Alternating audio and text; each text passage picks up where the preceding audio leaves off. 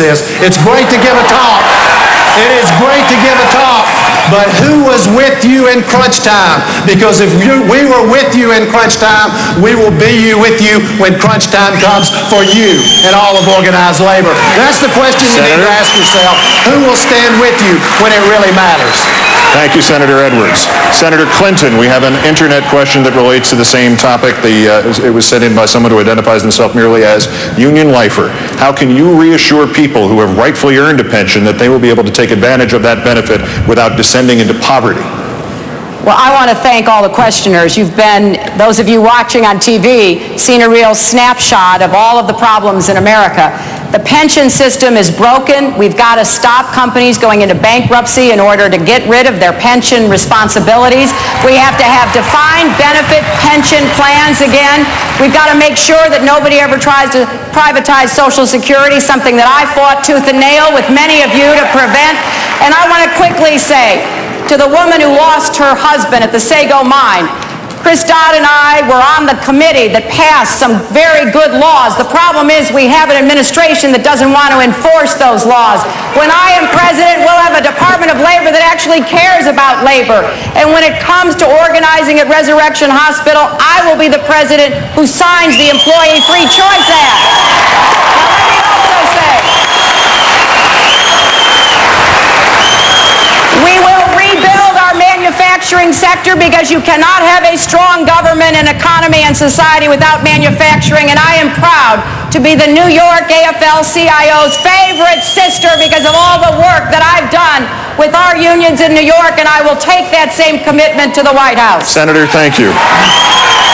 Senator Obama, the next question will be from you, from our audience, or for you, from Jorge Molosano. Mr. Molosano? I'm from Argentina, and 6 months ago, I proudly became citizen of this great country. Congratulations.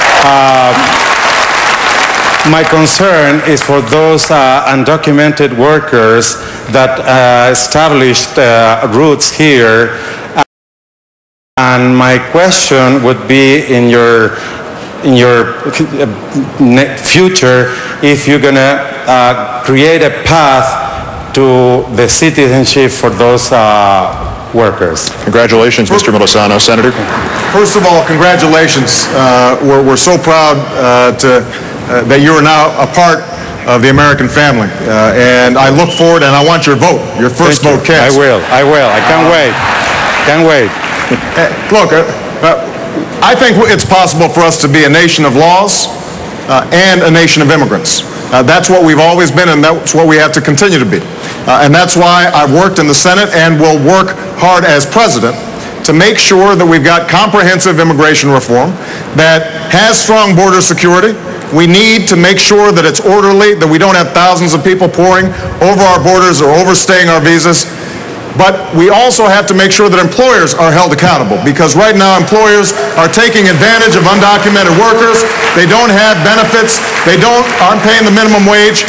That is equally important. They've got to be held accountable. And finally, we've got to give a pathway to citizenship.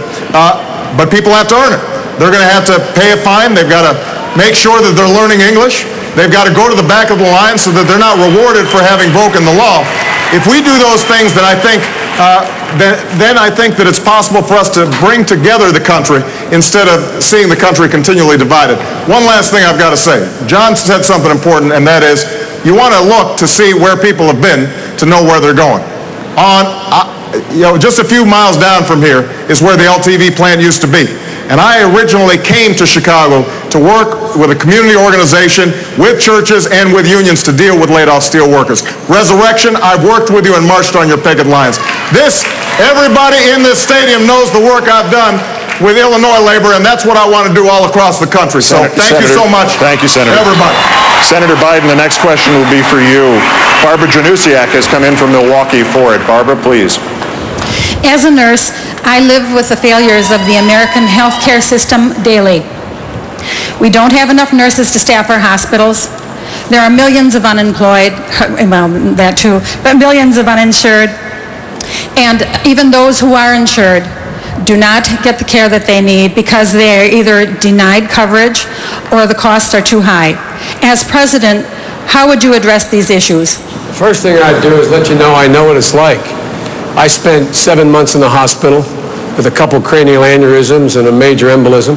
If there's any nurses, if there's any angels in heaven, they're all nurses, I can assure you that. Number one. Number two, I think we need, and others agree with me up here, we need not 100,000 new cops, which is the bill I wrote, but 100,000 new nurses that we fund. We fund in order to make things better. Number three, we have to be in a position where we don't let the enemy become the perfect become the enemy of the good. In the first year, I'd insure every single solitary child in America and make sure catastrophic insurance existed for every single person in America while we move toward a national health care system covering anybody. And in terms of walking the walk, let's make something clear here. For 34 years, I've walked with you on picket lines. 25 years ago with Reverend Jackson, he and I walked on picket lines together. And the fact of the matter is, it's not where you've been the last 2 years. Where were you the 6 years you were in the Senate? How many picket lines did you walk on? How many times? Look at our records. Look at our records. There's no one on this stage, mainly because of my longevity, that has a better labor record than me. The question is, did you walk when it cost? Did you walk when you were from a state that is not a labor state? Did you walk when the corporations in New York State were opposed to you? That's the measure of whether we'll be with you when it's tough, not when you're running for president in the last 2 years marching on 20 or 30 or 50 picket lines. Senator Biden.